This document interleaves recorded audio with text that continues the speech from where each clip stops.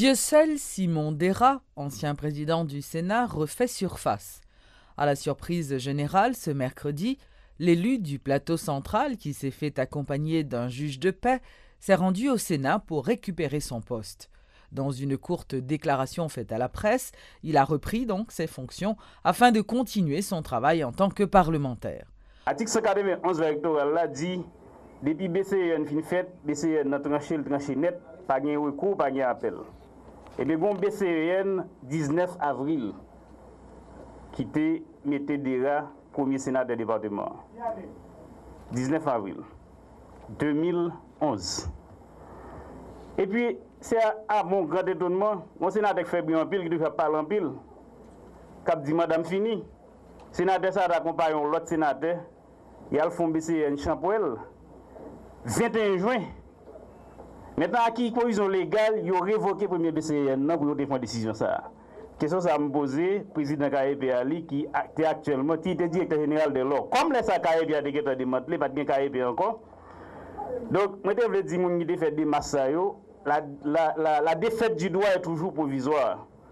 Donc, ça a été fait, qu'on y a la pété dans la figure, et m'espérer pour ça, ça va aller plus loin, pour découvrir d'autres choses. Ordonnance dit, conformément à l'article 95 de la Constitution, les sénateurs sont élus pour 6 ans. Vous reprenez fonction comme sénateur de la République là ou toujours? Je ne vais pas reprendre fonction, je ne vais pas défonctionner. Mais bon problème là, sénateur, est-ce que vous avez des sénateurs? Ça, c'est pas qui garde. Je a des questions pour me poser, je ne vais pas faire élection dans le pays. Je dis que je vais faire élection pour des sénateurs en même temps, alors que la Constitution dit vous faites pour faire élection tous les 2 ans pour renouveler le Sénat. Je dis on va faire élection pour 20 sénateurs, à qui provision on va dire là-dedans, lié pour X, l'autre là est pour Y. Quoi pas que vous acceptez comme membre dans le Sénat, quoi, tu es validé pour vous déjà. Et ce n'est pas quoi pour décider qui aime bien travail, qui aime pas bien travail, c'est que qu'on a une obligation morale pour bien travail.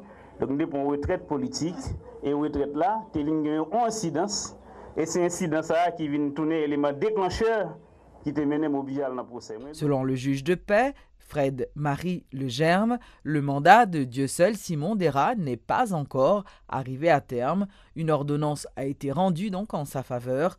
Rappelons que le sénateur de la Grand'Anse, Andriss Richer, suite à une séance organisée il y a quelques semaines, avait été élu président du Sénat par les sénateurs encore en poste. Il a été reçu au bureau du questeur comme un ami, mais il sait où se trouve le bureau de la présidence. Et si par exemple il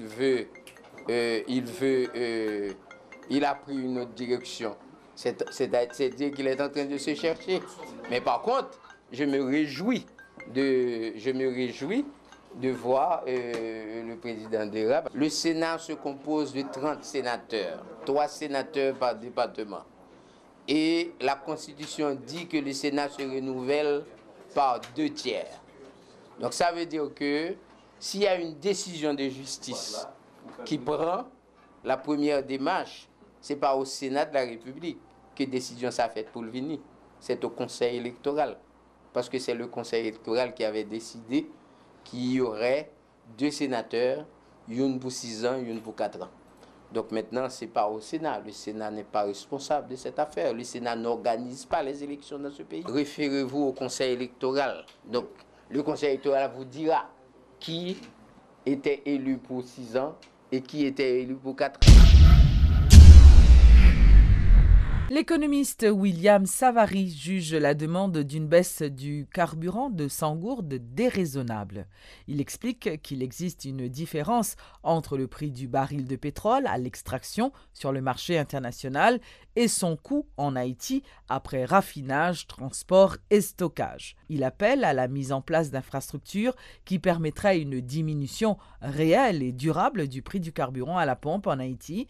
Et pour sa part, l'entrepreneur spécialisé en biocarburant, Réginald Noël, qui déplore l'absence de politique énergétique en Haïti, a fait remarquer que le prix du gallon de carburant est légèrement plus haut en République dominicaine. Le prix du pétrole qu'on recevoir en Haïti, par exemple, ça qui est basé pour déterminer le prix, son prix de référence lié. C'est bon prix absolu. Donc, prix de référence servi pour établir le prix à travers l'industrie du pétrole. Le bail qui est très important, il y a ça qui est le differential ground rent. C'est-à-dire que on prend l'Arabie Saoudite côté de coûter aux $20 pour retirer extraire un baril de pétrole dans le sol. Mais aux États-Unis, 66 dollars, 76 dollars que le coûtait. Donc cette différence est une différence grande. Le prix du pétrole n'est pas déterminé en fonction de ce que coûte le coût de l'extraction de l'Arabie Saoudite, mais plutôt le coût de l'extraction aux États-Unis. Donc, vous gagnez sur le marché international un built-in price qui normalement fait que le prix du pétrole est élevé. Donc, ça fait que le prix de référence, il ne faut pas vraiment s'adonner au prix de référence pour dire que ça vous prix en est. Maintenant, le fait que le prix du pétrole fluctue, il faut qu'on soit capable, en plus de la demande pour prix en chuter de façon absolue, mais il faut qu'on soit capable de structure pour gérer les fluctuations. Par exemple, vous comparez prix Haïti et prix dominicain, ou que en dominicain, il y a un gaz par litre pour faire une distinction que moi certain que Régional est capable d'identifier pour nous, différence entre litre et gallon. Mais ou par contre, ça a été fait pendant l'époque que tu as recevoir pétrole là, pour gérer approvisionnement, puis tu es capable de permettre au caractère un décalage des prix, même si on a une hausse des prix, comment pour gérer pour qu'il y ait un bon prix stable à Caillou. Oui, que le gouvernement est capable de baisser, mais c'est pour l'entrée dans une structure de gestion de l'approvisionnement du pétrole. Le diesel, il y a deux diesels à Caillou. Il y a un diesel régulier, c'est pour ça que nous avons ici même qui vend autour de 165 gallons. Il y a super même qui c'est le diesel qui n'est pas soufré. Le diesel que nous recevons très riche en soufre. Mais il y a un traitement additionnel et pour capable protéger l'environnement, qu'on a retiré un pile souffle là-dedans et puis on vend autour de 185 gouttes lui-même. Gasoline, nous-mêmes, c'est 95 que nous sommes importés. Il y a autour de 202 gouttes en République dominicaine et 195 gouttes ici en pompe. Donc, c'est-à-dire que tout le gaz est moins cher en Haïti. Mais de quelques gouttes. De quelques gouttes. Mais ce n'est pas même genre avec la dernière fois, côté que tu as un gros écart de presque 70 gouttes, côté que tu viens d'emboîter gaz ici pour porter la caillou. Tu vois? Mais c'est là encore pour regarder. Et matrice énergétique, non, pas même avec Payoa. Payoa est beaucoup plus diversifié que nous-mêmes. L'on chauffeur arrive à nos stations en République dominicaine, par exemple, il y a un choix entre gasoline, diesel et propane. Parce que dans pile de machine, 3 machines, c'est nous-mêmes, ça avec propane à servir. Et c'est ça fait que le choc là, moins violent pour eux que nous-mêmes ici. Tu vois? Et différence qu'il y a dans le Caraïbe, c'est nous 200 qui vendent par gallon. Nous-mêmes avec la République dominicaine. Toutes l'autre voisine, c'est des anciennes colonies britanniques qui sont basées par litre. Or, il te faut 3,78 litres, on arrondit 3,8 litres pour un gallon. Donc là, c'est $1 litre, c'est pas $1 gallon. Pour que vous compreniez, c'est l'équivalent donc à l'huile. Ouais, qu'à l'huile là, petit bouteille à l'huile là, c'est ça qui est équivalent en litre. Un gallon, c'est un gallon, nous tous connaissons un gallon. Hier, par exemple, en Jamaïque, je suis allé en Zambie, qui l'autre bois, il dit que le gallon gasoline vend l'équivalent de $3,75 à la pompe Jamaïque. L'ingénieur industriel Donald Emran déplore la récupération politique du débat que suscite la baisse du prix du carburant. Monsieur Emran, qui est spécialiste en négoce de produits pétroliers, pense qu'une baisse motivée par des considérations politiques mènerait à une impasse économique. Très souvent, nous avons parlé de décision politique. Avec décision politique, on a fait tout ça.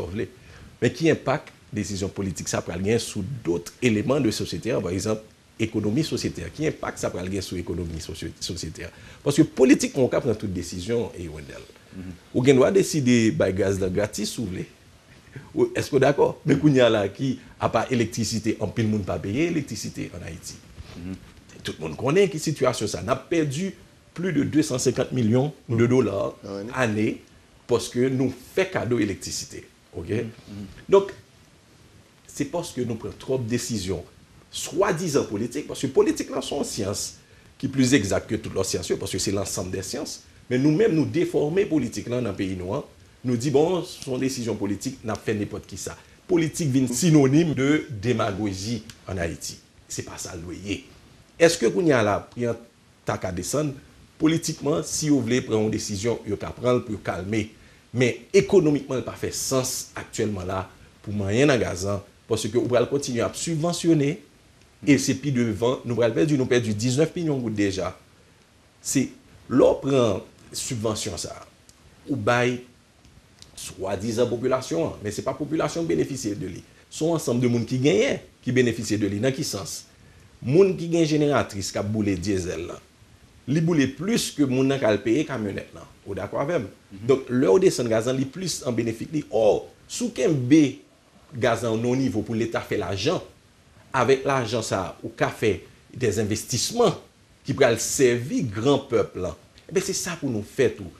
Qui plus bon décision économique qui vous payez? Prends l'argent, côté où prend l'argent, nous pas gagner assez de taxes, pression fiscale nous bas, faut que l'argent vienne de côté. Faut que vous payiez moun et faut qu'on investisse dans le pays. Le Canada réitère son soutien à Haïti pour parvenir à la professionnalisation de la police haïtienne. Lors d'une visite de courtoisie ce mercredi à l'inspection générale de la police, l'ambassadeur canadien a renouvelé l'engagement de son pays à accompagner l'institution policière en vue de la rendre plus efficace. Paula Caldwell de Saint-Onge a aussi salué le travail effectué par la PNH dans un contexte politique aussi difficile que celui que connaît actuellement Haïti. Je trouve que la valeur puis le courage qu'on a vu de la police nationale d'Haïti dans les derniers mois, puis même dans toutes les dernières années, c'est incroyable. Puis ça démontre vraiment le caractère haïtien de valeur, de éthique, de prendre soin, de respect, de droits humains. Et on veut continuer à donner le support. Comme vous savez, on donne du support à l'Académie nationale de police, c'est pour encadrer des inspecteurs, des commissaires, puis des autres personnes de la police nationale d'Haïti. On a bien sûr nos collègues américains qui donnent beaucoup de support pour la police nationale d'Haïti. Mais on trouve que vous êtes la clé de beaucoup des instances ici en Haïti. Puis pour passer en avant, je veux répéter que le courage de la police nationale d'Haïti de aller en avant puis de mener ce pays, la République d'Haïti, que je suis très touchée, je suis très fière. Vous savez, cette formation que je vois, le professionnalisme que je vois que la police nationale d'Haïti nous entraîne tous les jours. On est très fiers. Puis il y a UN Paul, bien sûr, qui donne le support. On ne peut pas oublier qu'on est tous ensemble, puis on est tous ensemble pour aller en avant. Parce que la République d'Haïti, c'est un très beau pays, c'est la perle des Antilles, puis on va aller plus en avant avec les mois qui filent. Puis je pense que la police nationale d'Haïti, puis l'inspecteur général en chef de la police nationale d'Haïti, c'est un personnage très important. Puis toute l'équipe travaille ensemble, puis on va aller en avant pour tous les aspects humains puis les valeurs qu'on a. À quelques jours du déroulement du carnaval national de Port-au-Prince, le décor est planté au Champ de Mars. La construction des stands va bon train. Ébénistes, menuisiers, peintres s'activent afin de pouvoir remettre leur ouvrage dans les délais. Entre-temps, le comité s'assure que toutes les places soient vendues.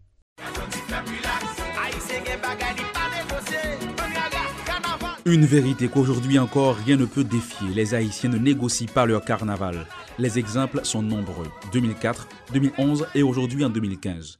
À moins de 4 jours du lancement des festivités carnavalesques à Port-au-Prince, le Champ de Mars enfile son costume d'époque. 117 stands sont déjà montés de l'avenue de la République à la rue Capois et n'attendent que les dernières touches.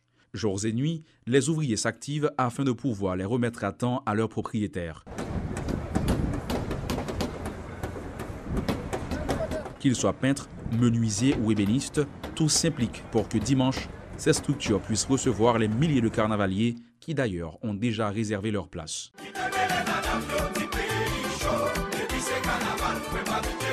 En effet, s'il y a un secteur qui n'a pas fait grève, outre la presse, en ce début de semaine, c'est celui-là. Le comité organisateur, les groupes musicaux, les techniciens et les ouvriers n'ont pas chômé. Le carnaval doit avoir lieu ces 15, 16 et 17 février, peu importe la situation politique. Les chiffres ne mentent pas, le carnaval n'est pas hypothéqué. Les 117 stands construits par le comité organisateur ont tous été vendus au prix unitaire de 400 000 gourdes. Le secteur privé est donc à bord. Les 17 groupes musicaux sélectionnés pour le défilé se démènent afin de trouver la meilleure animation pour assurer le parcours. Les troupes de danse préparent leur chorégraphie. Bref, les pneus enflammés, les grosses pierres, les carcasses de véhicules et autres vont quitter la chaussée l'espace de 3 jours pour laisser place au déhanchement des carnavaliers. Après plus de 5 mois de manifestations, grèves, tensions, consultations et négociations, le pays veut respirer et rappeler à ses fils que yo tout c'est Haïti. Si seulement ce message pouvait faire écho dans les bonnes oreilles. Nous tous c'est Haïti. C'est tout ça, c'est tout ça.